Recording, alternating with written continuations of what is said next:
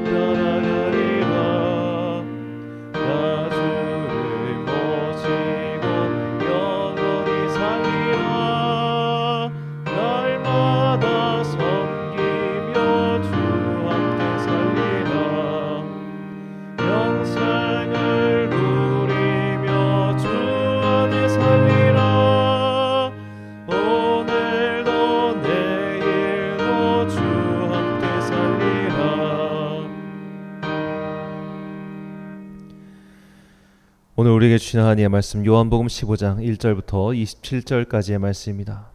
요한복음 15장 1절부터 27절까지의 말씀. 이제 봉독하겠습니다. 하나님의 말씀을 경청하십시오.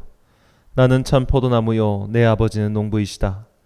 내게 붙어 있으면서도 열매를 맺지 못하는 가지는 아버지께서 다 잘라버리시고 열매를 맺는 가지는 더 많은 열매를 맺게 하시려고 손질하신다.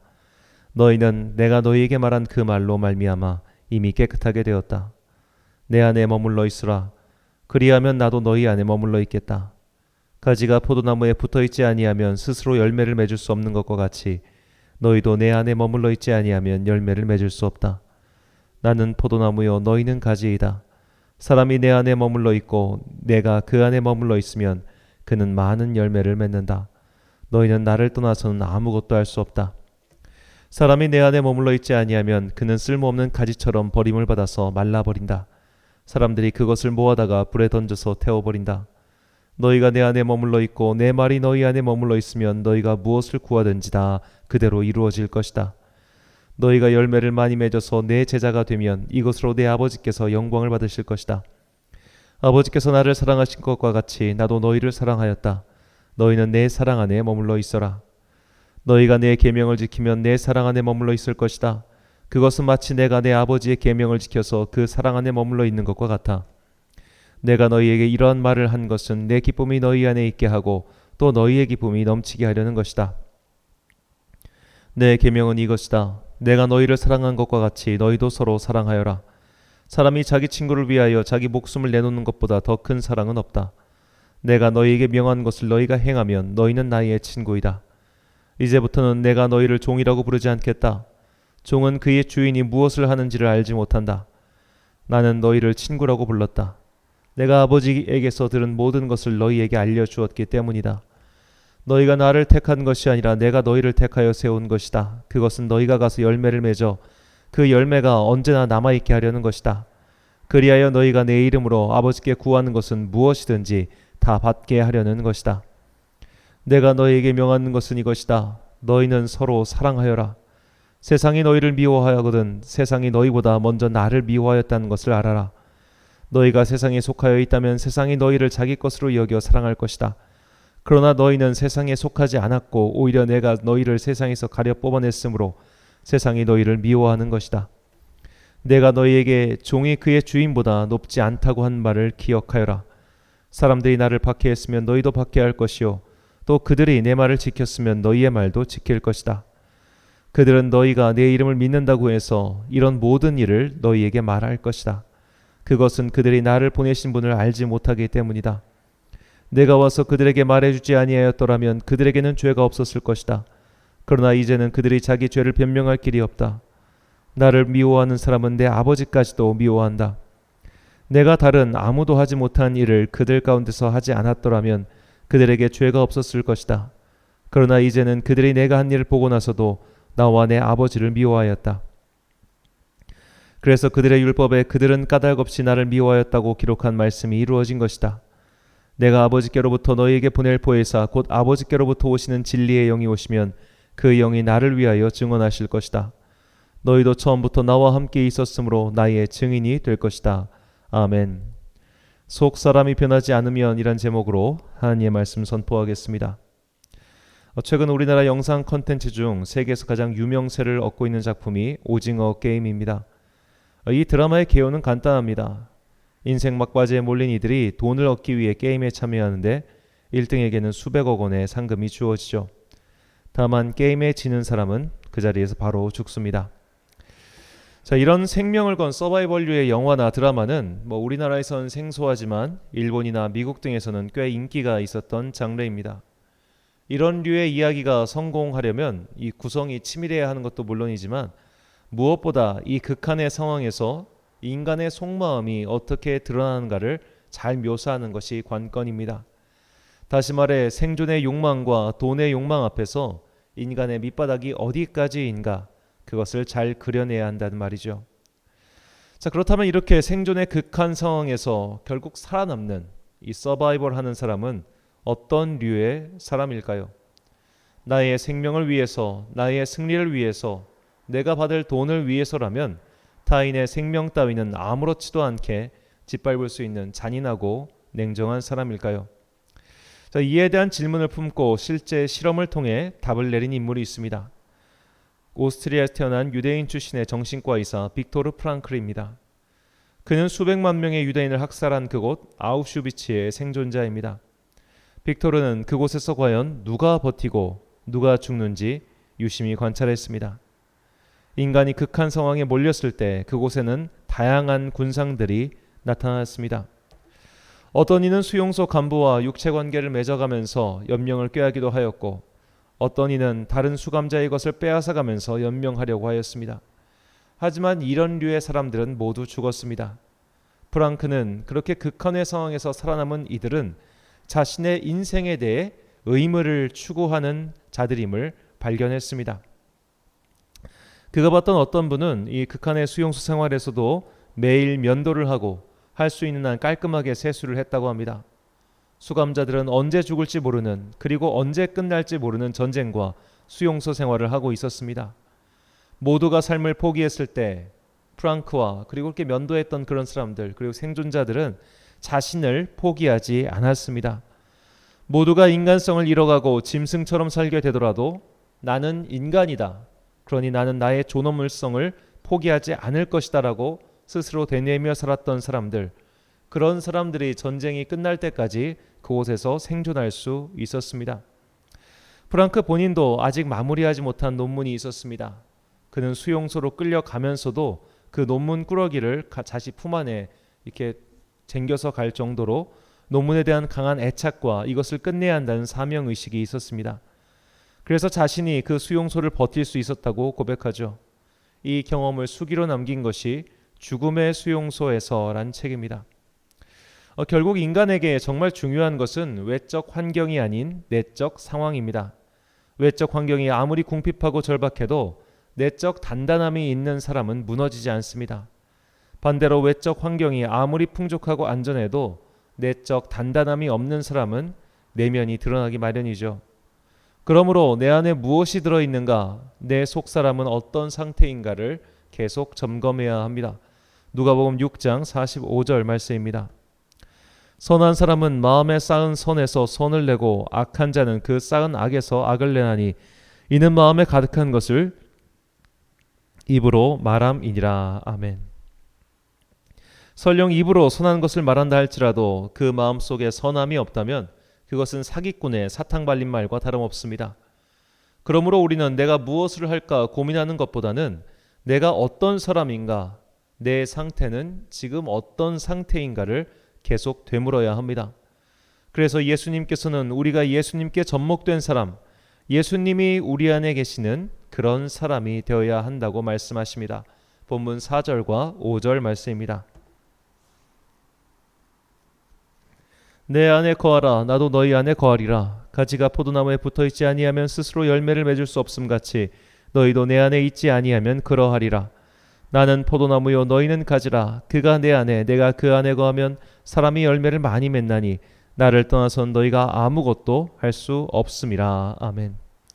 주님께 접목된 사람은 성령으로 인해서 거듭난 사람, 새롭게 태어난 새 삶을 사는 사람입니다. 예수님이 우리 안에 거하지 않으시면 우리는 설령 겉으로는 사랑의 모양을 갖출 수 있을지는 몰라도, 겉으로는 경건의 모양을 가질 수 있을지는 몰라도 사랑의 능력과 경건의 능력을 보여줄 수는 없습니다. 이것은 마치 내공이 없이 무술의 모양만 갖춘 것과 같습니다.